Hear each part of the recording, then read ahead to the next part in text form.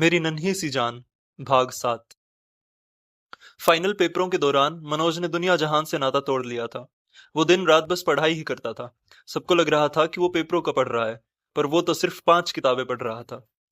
सागर, मनीष और अन्य दोस्तों ने उससे खूब कहा था कि वो उनके साथ ग्रुप स्टडी कर ले, उन्हें भी कुछ पढ़ा दे, पर उसने किसी की नहीं सुनी। वो खुद पेपरों का नहीं पढ़ रहा था।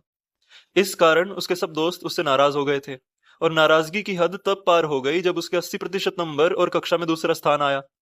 सभी ने पीठ पीछे उसे खूब गालियां बकी। साला हमसे तो कहता था कि पेपर का पढ़ ही नहीं रहा। यही बात बार बार उछाली जा रही थी। सागर सबसे ज्यादा चिढ़ा हुआ था। उसकी जलन का असली कारण यह था कि अब से पहले वही दूसरे स्थान पर आता था, पर अब की बार वो तीसरे स्थान पर आया था। सागर की जलन इतनी बढ़ी कि उसने मनोज के घर फोन करके उसे खूब गालियां दी और कहा कि ज्यादा खुश होने की जरूरत नहीं है, 80% कोई ज्यादा नंबर नहीं होते। मनोज को अपने दोस्तों का ये रवैया बिल्कुल समझ में नहीं आया। पहली बात तो ये कि इतने नंबर उसके बिना पढ़े ही आ गए थे। वो तो 94% नंबर लाकर अक्षिता से 1% पीछे ही रहना चाहता था। दूसरी बात यह कि अगर वो अच्छे नंबर ले भी आया तो क्या उसके दोस्तों को उसके लिए खुश नहीं होना चाहिए।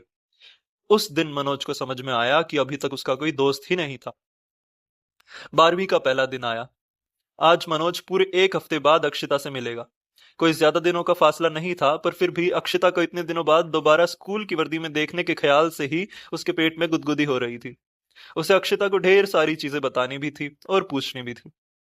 स्कूल पुराना होते हुए भी अब उसमें सब नया लग रहा था। नई क्लास टीचर, नए विषय, नए सहपाठी और नया जोश। पर जब नई बैठने की व्यवस्था भी हुई तो मनोज का दिल टूट गया। क्या वो अक्षिता के पीछे नहीं बैठ पाएगा?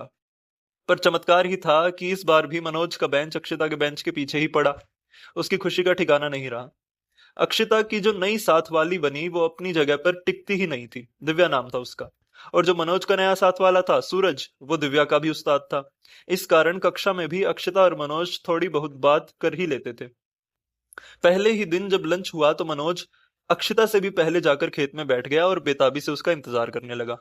अक्षिता आई। मनोज को पहले ही बैठे पाया, माथा पकड़ लिया। वो बैठने भी नहीं पाई थी कि मनोज ने बोलना शुरू कर दिया। ये क्या कर दिया तुमने मुझे कैप्टन? मुझे अब कुछ अच्छा ही नहीं लग रहा, सिवाय शांति के। ये बच्चे कितना शोर मचाते हैं और लंच होते ही कैसे कुत्तों की तरह भागते हैं। क्या इनमें बिल्कुल भी अक्ल नहीं है? और टीचर्स कैसे लग रहे हैं अब? किसी को कुछ नहीं आता भाई। बेवकूफ बना के चले जाते हैं हमें। बच्चों में चेतना डालने की बजाय उन्हें गधा बना रहे हैं। ये सब मुझे आज से पहले क्यों नहीं दिखा कैप्टन? ये क्या कर दिया तुमने मुझे? अक्षिता हल्की सी मुस्कुराई, मन में कहा, वेलकम टू माई वर्ल्ड। पर मुंह से बोली, तो क्या अब तुम इस बात पर अहंकार करोगे? किस बात पर? मनोज कुछ समझा नहीं। कुछ नहीं। झूठा सच के दोनों भाग पढ़ लिए? अक्षता ने बात बदल दी। अरे, झूठा सच? वो तो तारा, तारा। मनोज रोने को हो गया। अक्षता उसे बस एकटक देखने लगी, जैसे हमेशा ऐसे मौकों पर देखती थी। मनोज ने होश संभालते हुए कहा, भाई लड़की हो तो तारा जैसी हो, वरना होते ही मर जाए। अक्षता की हंसी निकल गई। दोनों ने फिर खूब बातें की। अक्षता ने धीरे धीरे मनोज को भंगी साहित्य पढ़वाया, प्रवासी साहित्य पढ़वाया, विदेशी साहित्य पढ़वाया और इंटरव्यू भी सुनवाए। मनोज का बौद्धिक स्तर बढ़ता जा रहा था और उसकी चंचलता कम होती जा रही थी। उसकी जोर से बोलने की आदत छूट गई, बात बात पर कूद पड़ने की आदत भी छूट गई, गालियां छूट गई, मतलब देना छूट गया। उसे शोर से ज्यादा शांति पसंद आने लगी। दूसरे लोगों के प्रति भी उसका नजरिया बदला। पहले जिन लड़कियों को वो बेधड़क मोटी छोटी ना जाने क्या क्या कह देता था, अब उन्हें इज्जत से देखने लगा। पहले जिन लोगों को देखकर ऐसे ही बोल देता था, चमार है साले, अब उनके प्रति गहरी श्रद्धा उत्पन्न हो गई। मनोज और अक्षिता की चर्चाएं धीरे धीरे साहित्य से अलग कलाओं पर भी होने लगी।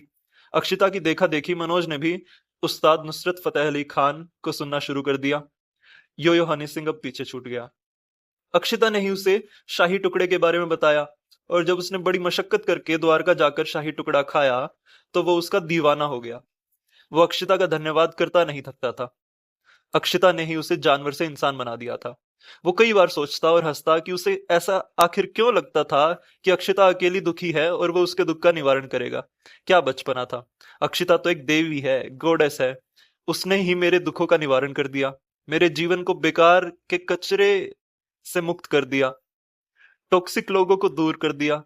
उसे क्या दुख हो सकता है भाई? वो तो खुद ही एक खुशी है। क्या बच्चा था मैं। ये सब सोचता रहता और अक्षिता के प्रेम में और गहरा डूबता रहता। उसे पता भी नहीं चल रहा था कि वो कितना ज्यादा अक्षता जैसा ही हो रहा है।